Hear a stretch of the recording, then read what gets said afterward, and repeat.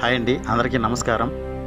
ఈ మధ్య మేము కలియుగ ప్రత్యక్ష దైవం వెంకటేశ్వర స్వామిని దర్శించుకునేదానికి మెట్ల మార్గం ద్వారా నడుచుకుంటూ వెళ్ళాము. ఇదే మొదటిసారి వెళ్ళటము. చాలా చాలా అద్భుతంగా అనిపించింది. నడుచుకుంటూ వెళ్తున్నప్పుడు 5 గంటల సేపు పట్టింది మేము నడుచుకుంటూ వెళ్ళేదలకి.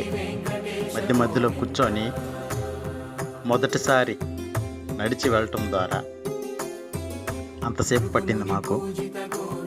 ఆ రోజు మేము వెళ్ళిన రోజు 28 గంటలు పట్టింది. మేము ఉచిత దర్శనం వెళ్ళాము. 28 గంటలు పట్టింది.